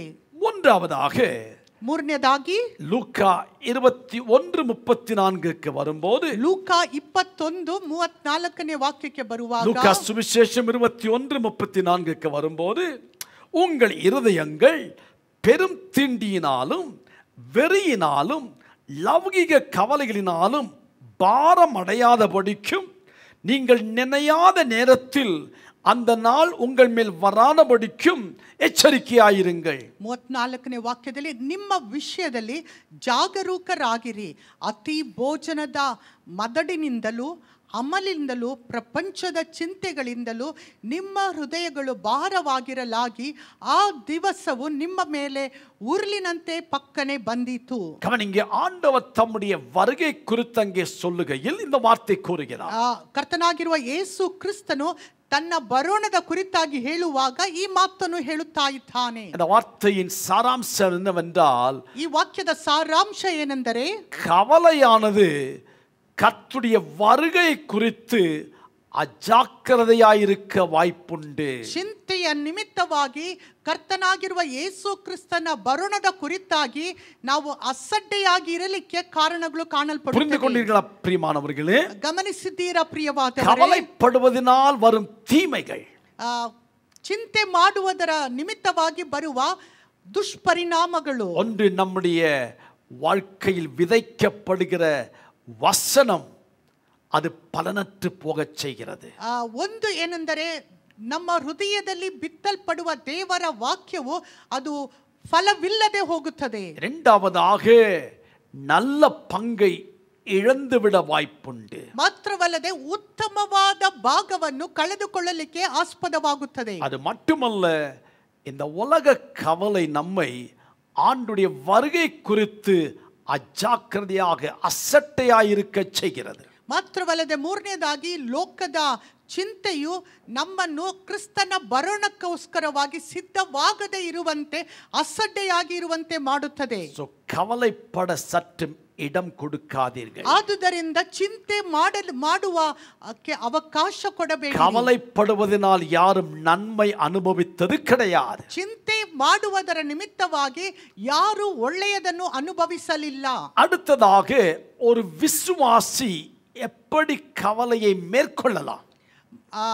ಮುಂದಿನದಾಗಿ ನೋಡುವಾಗ ಒಂದು ವಿಶ್ವಾಸಿಯು ಯಾವ ರೀತಿಯಲ್ಲಿ ಚಿಂತೆಯನ್ನು ಜಯಿಸಬಹುದು? பிலிப்பிய நிருபம் 4ஆம் அதிகாரத்தின் 6-7 வசனங்களுக்கு வருகையில், ಫಿಲಿಪ್ಪಿಯರಿಗೆ ಬರೆದ ಪತ್ರಿಕೆ 4ನೇ ಅಧ್ಯಾಯ 6 ಮತ್ತು 7 ವಾಕ್ಯಕ್ಕೆ ಬರುವಾಗ பவுலடியார் இங்கனமாய் எழுதுகிறார், நீங்கள் ஒன்றுக்கும் கவலைப்படாமல் எல்லாவற்றையும் குறித்து உங்கள் விண்ணப்பங்களை ஸ்தோத்திரத்தோடு கூடிய ஜெபத்தினாலும் வேண்டுதலினாலும் தேவனுக்கு தெரியப்படுத்துங்கள். 7ஆம் வசனம், அப்பொழுது எல்லா புத்திக்கும் மேலான சமாதானம் உங்கள் இருதயங்களையும் உங்கள் சிந்தைகளையும் கிறிஸ்து இயேசுவுக்குள்ளாக காத்து கொள்ளும். ಯಾವ ಸಂಬಂಧವಾಗಿಯೂ ಚಿಂತೆ ಮಾಡದೆ ಸರ್ವ ವಿಷಯದಲ್ಲಿ ದೇವರ ಮುಂದೆ ಕೃತಜ್ಞತಾ ಸ್ತುತಿಯನ್ನು, ಪ್ರಾರ್ಥನೆಯನ್ನು, ವಿಜ್ಞಾಪನೆಗಳನ್ನು ಮಾಡುತ್ತಾ ನಿಮಗೆ ಬೇಕಾದದನ್ನು ತಿಳಿಯಪಡಿಸಿರಿ. ಆಗ ಎಲ್ಲ ಗ್ರಹಿಕೆಯನ್ನು ಮೀರುವ ದೇವ ಶಾಂತಿಯು ನಿಮ್ಮ ಹೃದಯಗಳನ್ನು, ಯೋಚನೆಗಳನ್ನು ಕ್ರಿಸ್ತ ಯೇಸುವಿನಲ್ಲಿ ಕಾಯುವುದು. ஹல்லேலூயா, ஹல்லேலூயா. கவலை நம்மை தாக்கக்கூடிய சூழ்நிலைகள் வரும்போது நாம் செய்ய வேண்டியது என்னவென்றால், எல்லாவற்றையும் ஆண்டவர் சமூகத்தில் கொண்டு வந்து விண்ணப்பத்தோடும் ஸ்தோத்திரத்தோடும் கூட அவர் சமூகத்தில் இறக்கி வைத்து விட்டால் எல்லா புத்திக்கும் மேலான சமாதானம் நம்முடைய இருதயத்தை ಆಟ್ಕೊಳ್ಳು. ಚಿಂತೆ ಮಾಡುವ ಸನ್ನಿವೇಶಗಳು ಬರುವಾಗ ನಾವು ಸರ್ವ ವಿಷಯದಲ್ಲಿ ದೇವರ ಮುಂದೆ ಕೃತಜ್ಞತಾ ಸ್ತುತಿಯನ್ನು, ಪ್ರಾರ್ಥನೆ, ವಿಜ್ಞಾಪನೆಗಳನ್ನು ಮಾಡುತ್ತಾ ಎಲ್ಲ ಕಾರ್ಯಗಳನ್ನು ಆತನಲ್ಲಿ ತಿಳಿಯಪಡಿಸಬೇಕು. ಆಗ ದೇವರ ಸಮಾಧಾನವು ನಮ್ಮಲ್ಲಿ ಆಳ್ವಿಕೆ ನಡೆಸುತ್ತದೆ. அது மட்டுமல்ல, பேதுரு இவ்விதமாய் எழுதுகிறார். 1 பேதுரு 5ஆம் அதிகாரத்தின் 7ஆம் வசனத்திலே, அவர் உங்களை விசாரிக்கிறவரானபடியால் உங்கள் கவலைகளை எல்லாம் அவர் மேல் வைத்து விடுங்கள். 1 ಪೇತ್ರನು 5ನೇ ಅಧ್ಯಾಯ 7ನೇ ವಾಕ್ಯದಲ್ಲಿ ಪೇತ್ರನು ಈ ರೀತಿಯಾಗಿ ಹೇಳುತ್ತಾ ಇದ್ದಾನೆ, ನಿಮ್ಮ ಚಿಂತೆಯನ್ನೆಲ್ಲ ಆತನ ಮೇಲೆ ಹಾಕಿರಿ, ಆತನು ನಿಮಗೋಸ್ಕರವಾಗಿ ಚಿಂತಿಸುತ್ತಾನೆ. ஹல்லேலூயா, ஹல்லேலூயா. எத்தனை அருமையான வசனங்களை கர்த்தர் நமக்கு தம்முடைய வேதத்தில் தந்திருக்கிறார். ಎಷ್ಟು ಮನೋಹರವಾದ ವಾಕ್ಯವನ್ನು ದೇವರು ನಮಗೋಸ್ಕರವಾಗಿ ತನ್ನ ವೇದದಲ್ಲಿ ಕೊಟ್ಟಿದ್ದಾನೆ. மானுஷிகமாய் சில வேளைகள் நமக்கு கவலைகள் வருவது சகஜம்தான். ಮಾನುಷಿಕವಾಗಿ ಕೆಲವು ಸಮಯದಲ್ಲಿ ಚಿಂತೆಯು ಬರುವುದು ಅದು ಸಹಜವಾಗಿರುತ್ತದೆ. அதற்குரிய பரிகாரம் என்னவென்றும் ஆண்டவர் தம்முடைய வசனத்தில் நமக்கு எழுதி வைத்திருக்கிறார். ಆದರೆ ಅದಕ್ಕಿರುವ ಪರಿಹಾರವು ಏನೆಂದು ದೇವರ ವಾಕ್ಯದಲ್ಲಿ ತಾನು ಬರೆದಿಟ್ಟಿದ್ದಾನೆ. முதலாவது தேவ ராஜ்யத்தை தேடுவோம். ಪ್ರಥಮವಾಗಿ ದೇವರ ರಾಜ್ಯವನ್ನು அவருடைய ಹುಡುಕೋಣ. நீதியை தேடுவோம். ಆತನ ನೀತಿಯನ್ನು ಹುಡುಕೋಣ. மட்டுமல்ல, ஜெபத்தோடும் ஸ்தோத்திரத்தோடும் அவர் சமூகத்தில் நம்முடைய பாரத்தை இறக்கி வைப்போம். ಮಾತ್ರವಲ್ಲದೆ ಪ್ರಾರ್ಥನೆಯೊಡನೆ ಸ್ತೋತ್ರಗಳೊಡನೆ ನಮ್ಮ ಎಲ್ಲಾ ಚಿಂತಾ ಭಾರವನ್ನು ಆತನ ಮೇಲೆ ಹಾಕೋಣ. மட்டுமல்ல, அவன் நம்மை விசாரிக்கிறவராக இருக்கிறபடியால் நம்முடைய கவலைகள் எல்லாம் அவர் மேல் வைத்து விடுவோம். ಆತನು ನಮಗೋಸ್ಕರವಾಗಿ ಚಿಂತಿಸುವವನಾಗಿರುವುದರಿಂದ ನಮ್ಮ ಎಲ್ಲಾ ಚಿಂತಾ ಭಾರವನ್ನು ಆತನ ಮೇಲೆ ಹಾಕೋಣ. சங்கீதம் 55:22 சொல்கிறது, கர்த்தர் மேல் உன் பாரத்தை வைத்துவிடு, அவர் உன்னை ஆதரிப்பார், நீதிமானை ஒருபோதும் ತಳ್ಳಾಡ ಬಿಡ ಮಾಟ. ಕೀರ್ತನೆ 55:22ನೇ ವಾಕ್ಯದಲ್ಲಿ ಈ ರೀತಿಯಾಗಿ ನಾವು ನೋಡುತ್ತೇವೆ, ನಿನ್ನ ಚಿಂತಾಭಾರವನ್ನು ಯೆಹೋವನ ಮೇಲೆ ಹಾಕು, ಆತನು ನಿನ್ನನ್ನು ಉದ್ಧಾರ ಮಾಡುವನು, ನೀತಿವಂತನನ್ನು ಎಂದಿಗೂ ಕದಲಗೊಡಿಸನು. ஆகையால் இந்த மாலை இந்த வசனத்தை கேட்கிற அருமை கர்த்தருடைய பிள்ளைகளே, இந்த வசனத்தை நீங்கள் பிடித்துக் கொள்ளுங்கள். ಆದುದರಿಂದ ಈ ಸಂಜೆಯ ವೇಳೆಯಲ್ಲಿ ದೇವರ ವಾಕ್ಯವನ್ನು ಕೇಳುತ್ತಾ ಇರುವ ಪ್ರಿಯ ದೇವ ಜನರೇ, ಈ ವಾಕ್ಯಗಳನ್ನು ಹಿಡಿದುಕೊಳ್ಳಿರಿ. இந்த செய்தியை மீண்டும் மீண்டும் நீங்கள் கவனித்து அந்த வசனத்தின் அடிப்படையில் உங்க இருதயத்தை உறுதிப்படுத்திக் கொள்ள வேண்டிக் ಈ கொள்கிறேன். ದೇವರ ವಾಕ್ಯವನ್ನು ತಿರುಗಿ ತಿರುಗಿ ಜ್ಞಾಪಕಕ್ಕೆ ತಂದು ಧ್ಯಾನಿಸಿ ನಿಮ್ಮ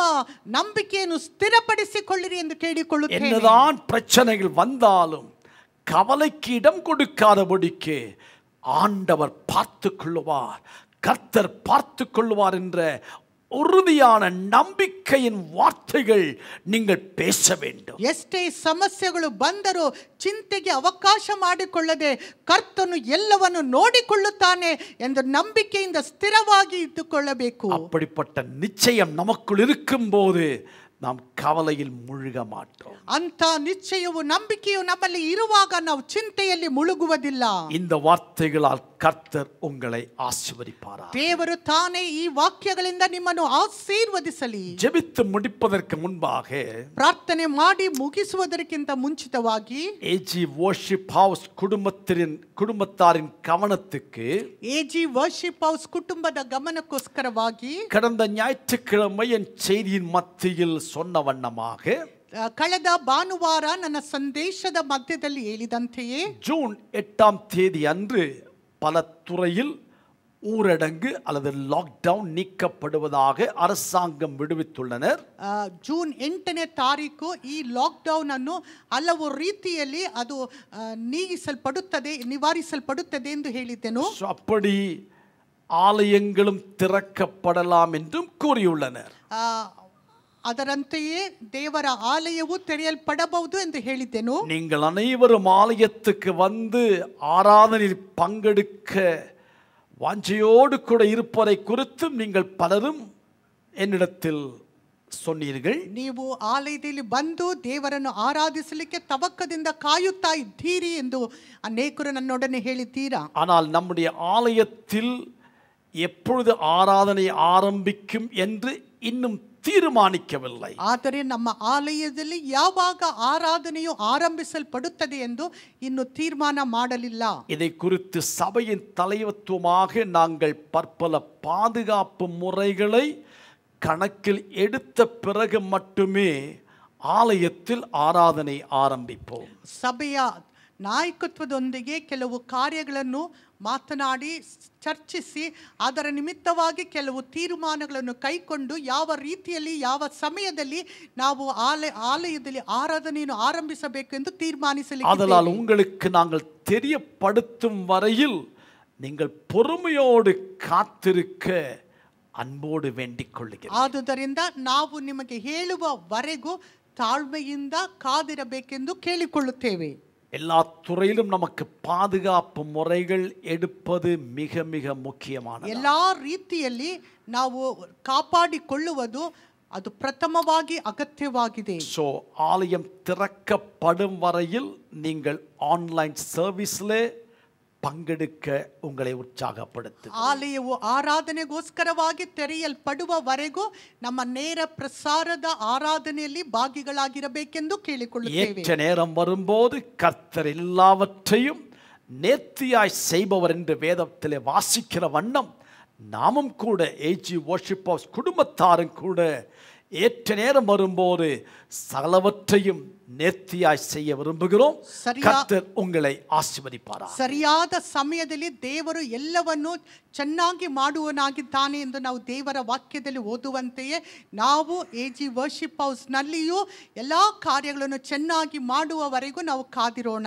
ஹல்லேலூயா. ஹalleluya. கண்களை மூடி நாம் ஜெபிப்போமா? ನಮ್ಮ ಕಣ್ಣುಗಳನ್ನು ಮುಚ್ಚಿ ನಾವು ಪ್ರಾರ್ಥಿಸೋಣ. மகா கிருபையும் இரக்கமும் உள்ள எங்கள் நல்ல ஆண்டவரே, ಮಹಾ ಕೃಪೆಯೂ ಕರುಣೆಯೂ ತುಂಬಲ್ಪಟ್ಟಿರುವ ನಮ್ಮ ಒಳ್ಳೆಯ இந்த ದೇವರೇ, மாலை என்னோடும் எங்களோடும் பேசின வார்த்தைகளுக்காக நன்றி. ದೇವರೇ, ಈ ಸಾಯಂಕಾಲ ವೇಳೆಯಲ್ಲಿ ನನ್ನೊಂದಿಗೂ ನಮ್ಮೊಂದಿಗೂ ಮಾತನಾಡಿದ ನಿನ್ನ ವಾಕ್ಯಗಳಿಗಾಗಿ ಸ್ತೋತ್ರ. ஆண்டவரே, உம்முடைய பிள்ளைகளுக்காக அடியார்கள் ஒருமித்து ஜெபிக்கிறோம் ஆண்டவரே. ದೇವರೇ, ನಿನ್ನ ಜನರಿಗೋಸ್ಕರವಾಗಿ ನಾವು ಒಟ್ಟಾಗಿ மாலை ಪ್ರಾರ್ಥಿಸುತ್ತೇವೆ. யாராவது கவலையில் மூழ்கி இருப்பார்களே ஆகில், ದೇವರೇ, ಈ ಸಂಜೆಯ ವೇಳೆಯಲ್ಲಿಯೂ ಯಾರಾದರೂ ಚಿಂತೆಯಲ್ಲಿ ಭಾರವಾಗಿ ಕಳವಳ ಪಡುತ್ತಾ ಇದ್ದರೆ, ஏதாவது விஷயத்தை குறித்தவர்கள் துக்கத்தோடு காணப்படுவார்களே ஆகில், ಯಾವುದಾದರೂ ವಿಷಯದಲ್ಲಿ ಅವರು ಚಿಂತೆಯಿಂದ ಕಾಣಲ್ಪಡುವುದಾದರೆ, இம்மாலை நாங்கள் கேட்ட வசனத்தின் அடிப்படையில் ದೇವರೇ, ಈ ಸಂಜೆಯ ವೇಳೆಯಲ್ಲಿ ನಿನ್ನ ವಾಕ್ಯವನ್ನು ಕೇಳಿದ ಆಧಾರದ ಮೇಲೆ உமது பிள்ளைகள் கவலைப்படுவதற்கு பதிலாக தங்கள் பாரத்தை, தங்கள் கரிசனைகளை ஆண்டவருக்கு தெரியப்படுத்தவும் ஆண்டவர் மேல் வைக்கவும் ஆண்டவர் கிருபை அளிக்க வேண்டுமா ஜெபிக்கிறோம். ದೇವರೇ, ನಿನ್ನ ಜನರು ಚಿಂತೆ ಮಾಡದಂತೆ ತಮ್ಮ ಎಲ್ಲಾ ಚಿಂತಾ ಭಾರವನ್ನು ದೇವರ ಮೇಲೆ ಸಾಗಿಸುವಂತೆ ಮಾತ್ರವಲ್ಲದೆ ದೇವರಲ್ಲಿ ಅದನ್ನು ತಿಳಿಸುವಂತೆ ಸಹಾಯ ಮಾಡಬೇಕೆಂದು ನಾವು ಪ್ರಾರ್ಥಿಸುತ್ತೇವೆ. பிள்ளைகளை ஆட்டி படைக்கிற எல்லா வேதனைகள், துக்கங்கள், கவலையின் ஆவிகளை இயேசுவின் நாமத்தில் விலகி போ என்று சொல்கிறேன்.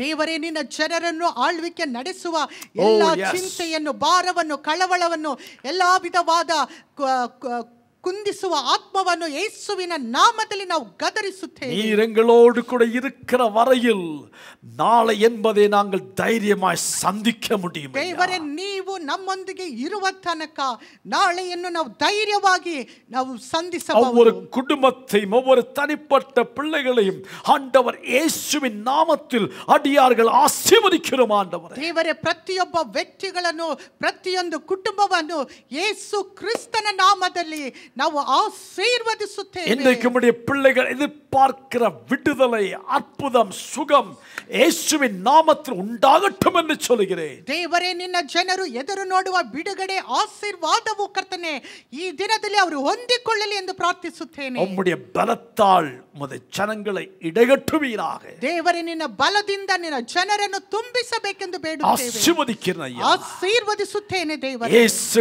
கிறிஸ்துவின் விலையேறப்பெற்ற நாமத்தில் ஜெபிக்கிறோம். ಯೇಸು ಕ್ರಿಸ್ತನ ಶ್ರೇಷ್ಠವಾದ ನಾಮದಲ್ಲಿ ಪ್ರಾರ್ಥಿಸುತ್ತೇವೆ ತಂದೆಯೇ. ஆண்டவர் ஜெபத்தை கேட்டார் என்ற நம்பிக்கையோடு இருக்கும் இடங்களில் உங்க கரங்களை உயர்த்தி கர்த்தரை ಸ್ತೋತ್ರಿಪೀர்களா ಪ್ರಿಯಮಾನವರೇ. ದೇವರು ನಮ್ಮ ಪ್ರಾರ್ಥನೆಯನ್ನು ಕೇಳಿದ್ದಾನೆ ಎಂಬ ನಂಬಿಕೆಯಿಂದ ನೀವು ಇರುವ ಸ್ಥಳದಲ್ಲಿ ಕೈಗಳನ್ನೆತ್ತಿ ದೇವರಿಗೆ ಮಹಿಮೆಯನ್ನು ಸಲ್ಲಿಸಿರಿ. ஹalleluya, ஹalleluya, ஹalleluya, ஹalleluya. ஹalleluya. என் ஆத்துமாவே கர்த்தரை ஸ்தோத்திரி, என் முழு உள்ளமே அவர் பரிசுத்த நாமத்தை ஸ்தோத்திரி. என் ஆத்துமாவே கர்த்தரை ஸ்தோத்திரி, கர்த்தர் செய்த சகல உபகாரங்களையும் மறவாதே. ஆமென். ನಮ್ಮ ಕರ್ತನಾಗಿರುವ ಯೇಸು ಕ್ರಿಸ್ತನ ಕೃಪೆಯು, ತಂದೆಯ ಪ್ರೀತಿಯು, ಪವಿತ್ರಾತ್ಮನ ಅನ್ಯೋನ್ಯತೆ, ಶಾಂತಿ, ಸಮಾಧಾನವು ನಮ್ಮ ಎಲ್ಲರೊಂದಿಗೂ ಇವಾಗಲೂ ಸದಾ ಕಾಲವೂ ಇರಲಿ. Amen, amen, amen. ಆಂಡವರೇ ಆಶೀರ್ವದಿಪಾರಾக. God bless you. ದೇವರು ತಾನೇ ನಿಮ್ಮನ್ನು ಆಶೀರ್ವದಿಸಲಿ. Amen.